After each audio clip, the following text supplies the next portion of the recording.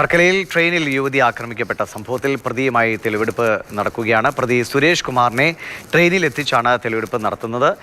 സംഭവം പുനരാവിഷ്കരിച്ച് പോലീസ് തെളിവെടുപ്പ് നടത്തി. മദ്യലഹരിയിൽ യുവതിയെ ട്രെയിനിൽ നിന്ന് തള്ളിയിട്ടത് എങ്ങനെ എന്നാണ് പ്രതി വിവരിച്ചത്. ഇതാണ് തെളിവെടുപ്പിൻ്റെ ദൃശ്യങ്ങളാണ് കാണുന്നത്.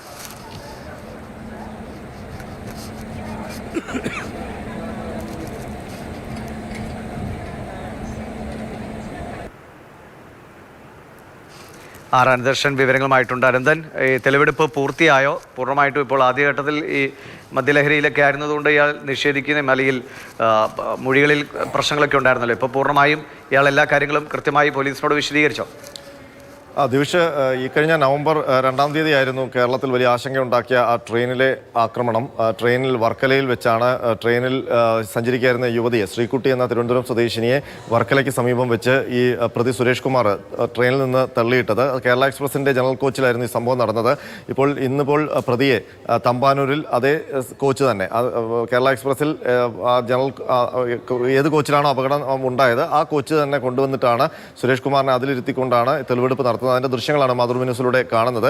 എങ്ങനെയാണ് യുവതിയെ ആ ഫുട്ബോളിൻ്റെ ഭാഗത്ത് നിന്ന് തള്ളി പുറത്തേക്ക് ഇട്ടത് എന്നൊക്കെയുള്ള കാര്യങ്ങൾ വിശദീകരിക്കുകയാണ്.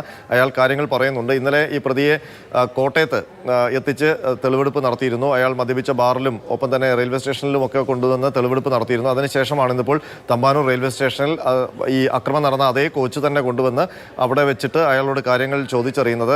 കേരള ഗവൺമെൻറ് റെയിൽവേ പോലീസാണ് ഈ അന്വേഷണം നടത്തുന്നത്.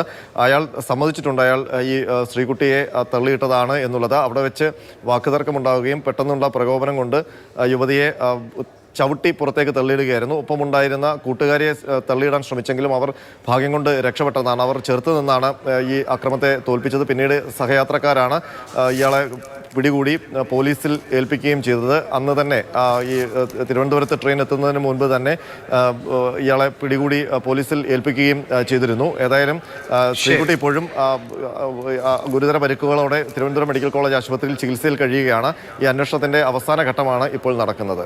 ശരി. അനന്തകൃഷ്ണനാണ് വിവരങ്ങൾ നൽകിയത്. പെൺകുട്ടിയെ ട്രെയിനിൽ നിന്ന് തള്ളിയിട്ട സംഭവത്തിൽ ഇപ്പോൾ പ്രതിയുമായി പോലീസ് തെളിവെടുപ്പ് പൂർത്തിയാക്കിയിരിക്കുന്നു.